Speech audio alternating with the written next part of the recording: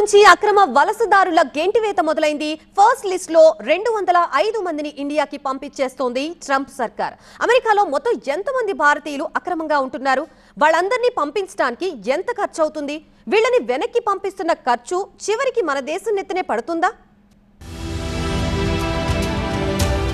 అమెరికాలో అక్రమ వలసదారులపై ఉక్కుపాదం మోపుతోంది ట్రంప్ సర్కార్. చరిత్రలోనే తొలిసారిగా మిలిటరీ విమానాల్లో అక్రమ వలసదారుల్ని వారి దేశాలకు తరలిస్తోంది. సరైన పత్రాలు లేకుండా అమెరికాలో అక్రమంగా ఉన్న వాళ్ళను స్వదేశానికి తరలిస్తున్నారు. తొలి దశలో 20,000 మంది భారతీయుల్ని వెనక్కి పంపించేందుకు అమెరికా రెడీ అయింది.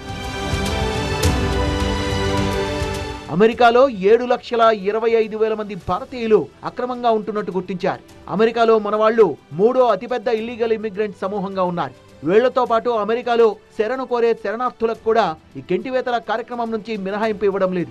అంతా బ్యాక్ టు భారత్ అనాల్సిందే అంటున్నారు అమెరికా ప్రెసిడెంట్ ట్రంప్. భారత ప్రభుత్వానికి సమాచారం ఇచ్చిన తర్వాతే వాళ్ళను వెనక్కు పంపాలని నిర్ణయించారు. అమెరికా నుంచి ఇండియాకు వీళ్లను పంపించడానికి ఒక్కొక్కరిపై $4,675 ఖర్చు పెడుతోంది అమెరికా.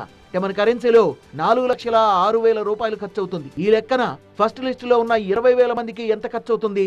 ఒకవేళ అమెరికాలో అక్రమంగా ఉంటున్నారని చెప్తున్న 7,25,000 మంది భారతీయుల్ని ఇండియాకు పంపించడానికి ఎంత అవుతుంది అంటే చాలానే ఖర్చు అవుతుంది. అలాగే ఈ అక్రమ వలసదారుల్ని ఇండియాకు పంపిస్తున్న ఖర్చంతా మన కేంద్ర ప్రభుత్వమే పెట్టుకోవాల్సి ఉంటుంది. దీనికి సంబంధించి అమెరికాతో మన దేశానికి ద్వైపాక్షిక ఒప్పందం ఉంది. రేపు ఈ నెల 12న అమెరికా వెళ్లనున్నారు ప్రధాని మోదీ. ఈలోగా అమెరికా నుంచి అక్రమ వలసదారుల్ని తీసుకుని మరో 2 ఫ్లైట్లు ఢిల్లీలో ల్యాండ్ కానున్నాయని చెప్తున్నారు.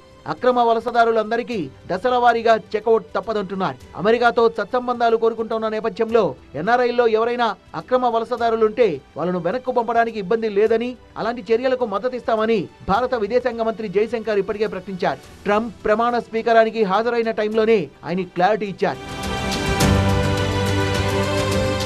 వైపు అక్రమ వలసదారుల్ని తిప్పి పంపేందుకు అమెరికా అధ్యక్షుడు ట్రంప్ చేపడుతున్న చర్యల్ని వేలాది మంది వ్యతిరేకించారు. వేలాది మంది ప్రజలు దక్షిణ కాలిఫోర్నియాలో ర్యాలీ చేపట్టారు. లాస్ ఏంజలీస్ డౌన్ టౌన్ లో రహదారిని నిరసనకారులు కొన్ని గంటల పాటు దిగ్బంధించారు. ఎవ్వరూ చట్టవిరుద్ధం కాదు, ఇమిగ్రెంట్స్ అమెరికాను గొప్పగా మార్చారు అనే నినాదాలతో బ్యానర్లు ప్రదర్శించారు. డిపోర్టేషన్ కు వ్యతిరేకంగా టెరెంట్ కౌంటీలో కూడా నిరసన స్వరాలు వినిపించాయి. ట్రంప్ సర్కార్ మాత్రం ఈ నిరసనల్ని లెక్క చేయడం లేదు.